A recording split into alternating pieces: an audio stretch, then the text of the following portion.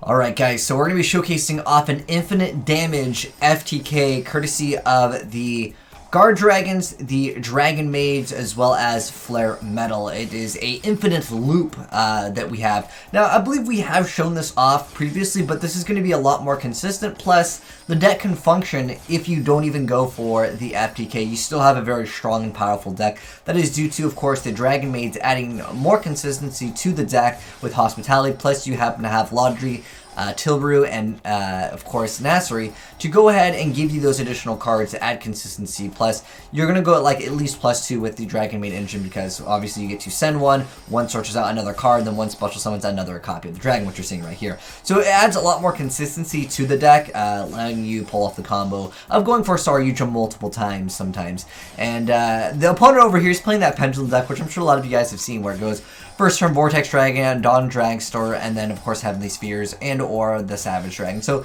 I mean, he's gonna make it so you can't play also. There's a lot of decks where it's like 5+ negates, which that's just how Yu-Gi-Oh is played these days. So anyways, Agave Dragon's gonna go ahead and do some burn damage to your opponent for the amount of dragons that you have in the graveyard, but it doesn't really matter as long as you have at least one dragon.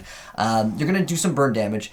Beals that you actually made and gave to your opponent is actually going to gain extra attack. Then every time Beals is gaining attack, the Red Eyes Flora Metal Dragon is going to start doing some burn damage here. So it's going to go ahead and just start ramping up some damage. Now, what's even more interesting with this, I want to go over this replay here. And I have a few replays to showcase it off. But now, what I think is more insane is pulling it off without utilizing the Dragon Maid engine, even though we have it here, and it obviously makes the deck a lot more consistent. But this is for people that would say, oh, you have to open up these specific cards. The thing is Nasri and of course Tilru, they give you so much pluses, and it makes it again more consistent. But it's to, again, to showcase off that you don't have to have it.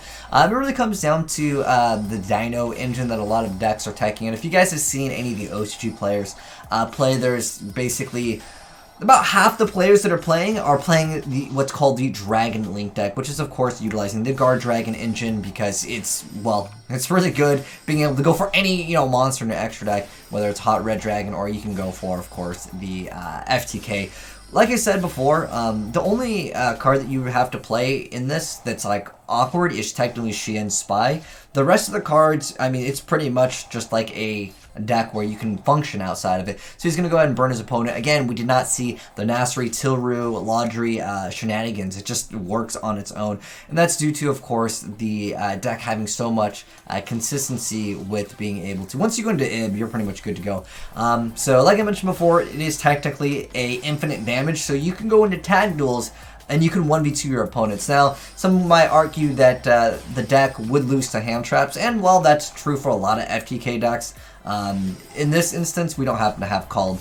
But the thing is that sometimes you can play through one hand trap, but to play through like 3, it's very, very rare that you're going to be able to play through it and pull off the FTK. You can still technically play the deck because the Dragon Maids will give you those free advantage cards, like I mentioned before.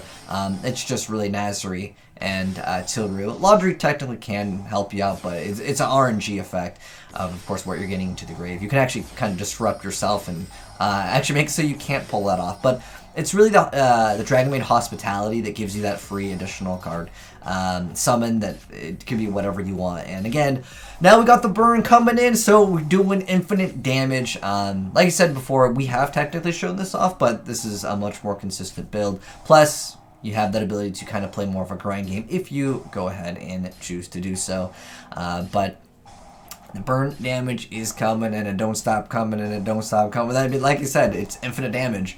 But what would be even funnier, though, is if you're playing against this deck, and then you take a bunch of damage, and you make Beals super, super strong. The guy just quits out, because he finally understood what the heck was going on here with this duel. But basically, you can technically let it's your opponent's Beals that they give you. Make this gain an absurd amount of attack, and then go ahead and stop potentially one of these effects. Keep in mind, though, that this has another bonus effect, because we are actually running the Red Eyes normal monster. But it cannot be destroyed, but you can maybe negate its effect until the end of the turn, potentially, and that would help out. But remember, since you control Beals, that's going to be a little bit more difficult. So anyways, because I was going to mention this card, and permanents. You will be controlling a card, so remember you will have to activate that ahead of time. But if you happen to have like a Veiler or something, that might be another card you can use. But yeah. Anyways, onwards with the deck profile. Shout out to my boy Teriyaki for giving me this build as well as the replays. Plus, you have extra deck room. So if you did want to throw in a Polosa, and again, you don't have to make this. Technically, you don't even have to go for the Agave, but you can make it, and it's just kind of consistent anyways. But like technically, if you really want, you can throw in a Ukazi, or you can do Sparks. Like if you really want to disrespect your opponent, because there's like technically you can just run one Shian Spy. You will make Sarju like 2 to 3 times. You can definitely spark someone, and then the burn damage starts going, and it don't stop coming, and that's game. But anyways, let's go ahead and go over the deck profile real quick. So Red Eyes B Dragon, of course, just for going into the rank 7. And then you happen to have the Guard Dragon Justica, you have Red Eyes Darkness Metal Dragon. This card will probably get banned. I'm honestly thinking. Also, I'm curious to see how you guys feel about this, because the OCG is just so filled with like basically utilizing this whole Guard Dragon engine. And if you go to the OCG, they don't even have this. They only run one of these, and they still like have this as a really popular deck. Well, it's basically the same thing we've been using, but this card probably will be getting banned very soon in the TCG. At least that's my thoughts on it.